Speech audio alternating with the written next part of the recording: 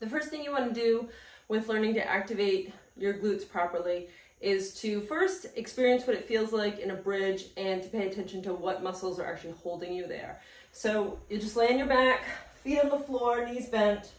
And so you want your knees and your feet in line with your hips, and you're just gonna go up into the bridge and hold that position for a moment. Sometimes people need to close their eyes and just pay attention and think about what muscles are working to hold you there. Where do you feel the most tension? Okay, you want 70% of the work to be in your glute, mostly, and then your hamstring. So if you're in this position and you're not feeling it in your butt, the options that people usually feel is their lower back, their quadriceps are working too much to actually hold them there, and their quadriceps are really hard, or it's only in the hamstring and then the hamstring is cramping.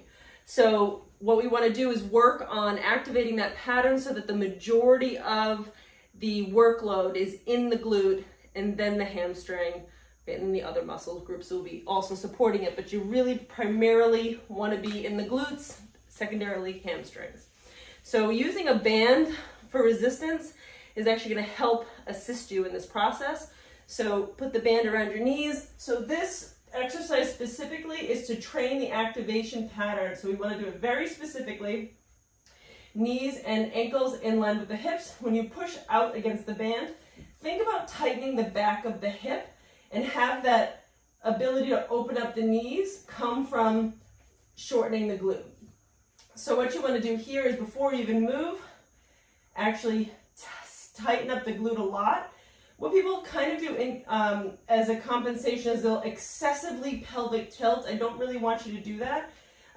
So just think about just laying there and tightening the glute, and then as if the glute is the only thing that's going to push you up, I want you to move slowly, and you're going to see that there's actually a very subtle hesitation point that's very important.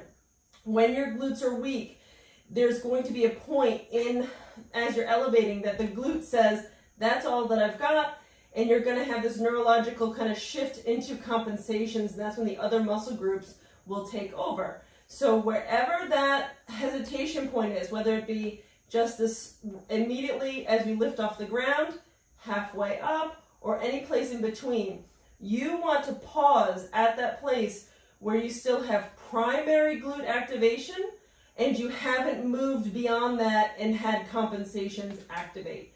This is very important so that you're training the proper activation pattern.